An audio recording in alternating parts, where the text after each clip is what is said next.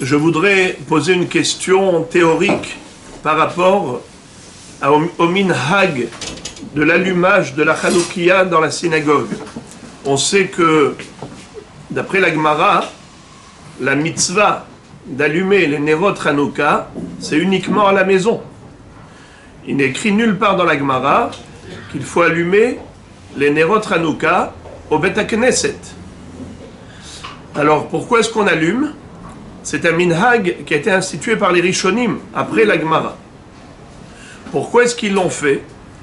Pour trois raisons. Premièrement, c'est parce que, initialement, la mitzvah de l'allumage de la Hanoukia se faisait à l'extérieur, devant la porte de la maison. Et c'est comme ça que les passants, les Ovrim Veshavim, en voyant la Hanoukia, allaient prendre conscience du miracle. Tout le public qui traversait le Reshut Arabim, la rue, voyait ces nérotes. Ils se posaient des questions. Pourquoi est-ce qu'on allume? Et c'est comme ça qu'on évoquait le miracle qui a eu lieu pendant cette période. Ce qu'on appelle Pirsumé Nissa, publication du miracle. Mais depuis que les goyim nous ont interdit d'accomplir les mitzvot, et c'était même un danger de le faire, alors on était obligé d'allumer les nérotes à l'intérieur de la maison. Donc il n'y avait plus cette dimension de publication du miracle en public. Alors, c'est pour ça que ces Rishonim ont institué ce minhag d'allumer à la synagogue afin qu'il y ait le Pirsumé Nissa dans toute sa dimension. Deuxième raison, c'est par rapport au rappel de la mitzvah de la Ménorah dans le Beth Amikdash. La Ménorah, on l'allumait dans le Beth Amikdash. La synagogue, le Beth HaKnesset, ça s'appelle Amikdash Me'at. C'est un petit Beth Amikdash. Alors, en souvenir de l'allumage de la Ménorah dans le Saint-Temple, on allume aussi la Hanoukia dans le Beth HaKnesset. Troisième raison, c'est par rapport aux gens qui n'ont pas pu allumer chez eux. Il y a des gens qui sont en voyage, des gens qui n'ont pas de chez soi le pied-à-terre pour pouvoir faire la mitzvah. Alors il y a ce qu'on appelle Birkat HaRoé. C'est quoi Birkat HaRoé? Celui qui voit les nérotes, même s'il ne peut pas les allumer, il doit faire une bracha, laquelle She'asa Nissim La'avotenu Bayamim Ha'em Bazeman Hazeh. Et si c'est le premier jour, il fait même She'hianu.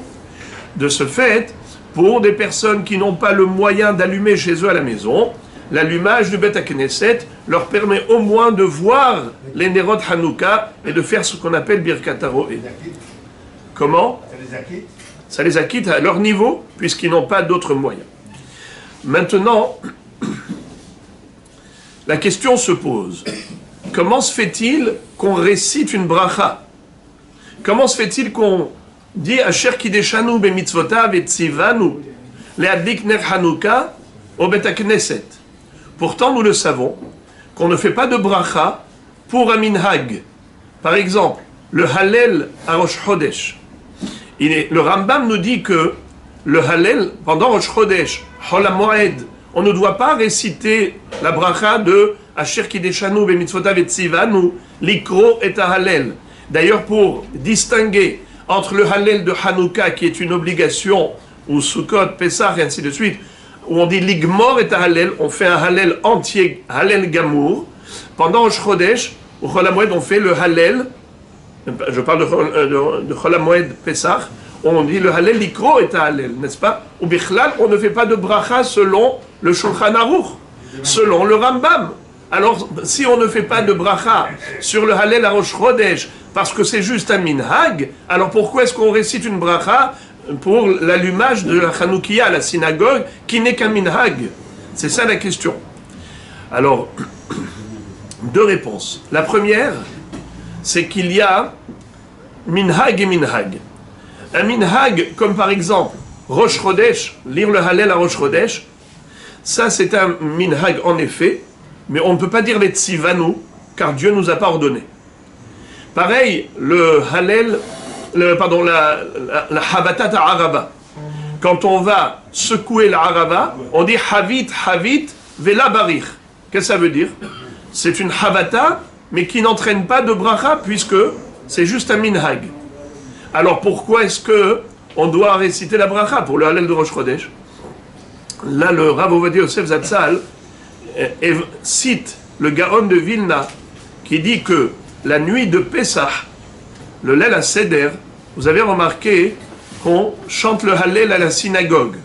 Après la Hamida, on chante le Hallel. Et nulle part dans la Gemara, on ne retrouve cette obligation. N'est-ce pas? C'est un minhag. Dans le Talmud Bavli, il n'y a pas cette obligation. Le Hallel qui est obligatoire la nuit du Seder, c'est où?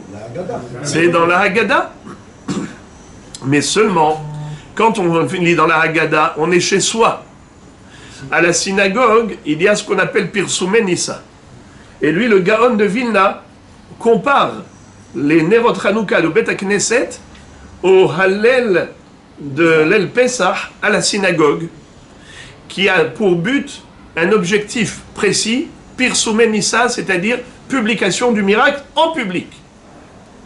Alors il dit là, c'est une dimension supplémentaire qui fait que ce n'est pas juste un simple minhag comme le Hallel al Rosh Chodesh ou comme la Havata de la Arava. Là, c'est un minhag qui est basé et qui a pour objectif Pirsumei Nissa. Alors on récite la bracha comme on récite la bracha sur le Hallel la nuit de Pessah à la synagogue, alors que normalement on va réciter le Hallel à la maison, mais non, tu fais la bracha sur le Hallel à la synagogue. Pourquoi? Parce qu'il y a une dimension supérieure qui est celle du Pirsumei Nissa en public à la synagogue. Pareillement pour le minhag de l'allumage des bougies pendant Hanouka à la synagogue. Deuxième réponse, c'est que le Rambam nous explique dans Ilchot Mamrim comment se fait-il que on récite des brachot sur des mitzvot rabbiniques. La Torah ne nous a pas obligés et les Chachamim ont institué. Alors comment tu peux dire Vetzivanu? La réponse, Akadosh Baruch Hu nous demande d'écouter les Chachamim. Ve'asita kechol asher yorucha, lo tasur min hadavar asher yagidu lecha yamin usmol. Ne dévie pas de tout ce que t'enseignent les Chachamim. Ne va ni à droite ni à gauche. Suis leur instruction. Et de ce fait, il y a encore une fois deux sortes de minhagim. Il y a un minhag que le peuple a décidé d'adopter. Ça veut dire qu'il est né par le Am, par le peuple. Am Israël est un peuple tellement positif, quand ils voient qu'il y a quelque chose qui peut faire plaisir à Kadosh Baruch Hu, ils le font. Mais c'est une initiative personnelle. Tandis qu'il y a certains minhagim qui ont été institués par les Hachamim, par nos maîtres, nos sages. Eh bien, le Rambam, quand il écrit dans Ilchot Mamrim, cette notion d'obéir les Chachamim, écoutez ce qu'il écrit qui est très joli. Ehad devarim shelamdu bedin agadol mipi hashmoa vehem Torah shebe'al peh ve'echad devarim shelamdu mipi da'atam be'achat midot שהתורה נדרשת בהם ואחד דברים שעשאום סייג לתורה לפי מה שהשעה צריכה והם הגזרות והתקנות והמנהגות על כל אחד ואחד מאלו השלושה דברים מצוות עשה לשמוע להם והעובר על כל אחד מהם עובר בלא תעשה. Il y a trois éléments qui sont considérés comme Torah chez Be'al Peh, qui sont des obligations pour nous d'écouter les Chachamim. C'est premièrement ce que les Chachamim ont reçu d'une génération à l'autre jusqu'à Moshe Rabbeinu au pied du mont Sinaï. Eh bien tout ça, ça s'appelle Torah chez Be'al Peh. On doit écouter les Chachamim, se soumettre à leur enseignement. Également, lorsqu'ils ont déduit une halakha par l'application de l'une des 13 midot de la Torah Nidreshet, avec des midot, Gzera Shava et ainsi de suite. Alors tu dois les écouter parce que c'est la volonté d'Akadosh Baruch Hu. Pareil, les minhagim, les Gzerot et les takanot, institués par les Chachamim, tu dois les obéir. Et si tu désobéis, tu transgresses une mitzvah de la Torah. Alors, nous voyons qu'il a rappelé également les minhagim, des minhagot institués par les Chachamim. Alors, le Rav nous dit que, ici, en effet, d'après le Rambam, nous voyons qu'il y a deux sortes de minhagim. Le minhag du peuple et le minhag institué par les Gdolim. Alors, le Rosh Chodesh, le Hallel à Rosh Chodesh, ou la Havata de la Arava Sukkot, ça, en effet, ça n'a pas été institué par nos maîtres. Le peuple, en voyant par exemple les Nevi'im, eux, c'était Minhag Nevi'im, Alors ils ont vu ça, et c'est comme ça qu'ils ont fait pareil. On a voulu imiter les grands. C'est un minhag personnel, il n'y a pas de bracha. Habit, habit, vela barich. Pareil pour le Hallel à Rosh Chodesh. Il n'y a pas eu d'institution par les Chachamim.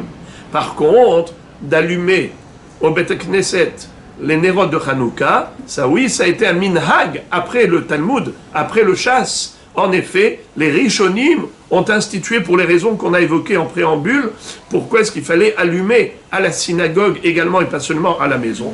Puisque c'est un minhag qui est institué par nos maîtres, on a la mitzvah des écouter. Donc, Asher Kideshanu, be mitzvotav, be tzivanu, echan tzivanu, où est-ce que Akadosh Baruch Hu nous a ordonné d'allumer les Nerot Hanouka au Bet HaKnesset alors que ce n'est pas écrit dans le chasse? Réponse, comme les Rishonim sont venus et ils ont institué ce minhag, alors aujourd'hui on a une mitzvah des écouter et en les obéissant, on accomplit la mitzvah de Verasita Kechol Asher Yorucha Lotasur Minadavar Shchayagidu Lecha Yaminu Smol.